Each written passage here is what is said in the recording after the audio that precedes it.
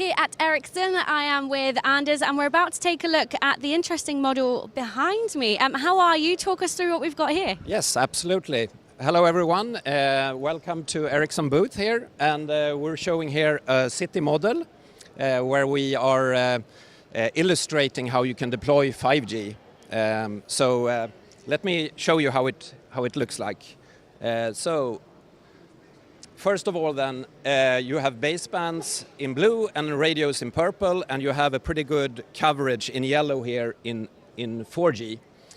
So 5G, the first version of 5G will be called non-standalone, and that means that you will use 4G as a base for your 5G deployment. And I will illustrate here, so the first, in Europe specifically, you will have 5G in the mid bands, and that is illustrated here in blue. And typically you will add these mid bands in high traffic areas where you have maybe congestion in your 4G network. So that is added then for capacity. And now we will see a user here coming through the city, and you can see that he will be connected both to 4G and 5G at the same time, and that we refer to as dual connectivity. So, and also we refer to as a non-standalone then. So then on top of this we can add high bands. You can see the train station there becoming blue.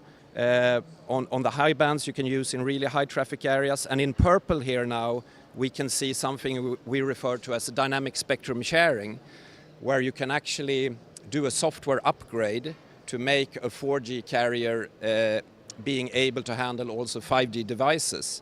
So that's a very cost-efficient way of rolling out 5G coverage in rural and maybe suburban areas. So how many cities is this being implemented in at the moment? Well, our first 5G release comes end of this year. So that's the non-standalone. And then the standalone version, where you have 5G independent of 4G, that will come mid next year. And also devices are expected to come during next year. So that's when we will see 5G really happening. Fantastic. Well, it's been certainly interesting to find out more with the model behind us from here in 5G World. Thank you very much.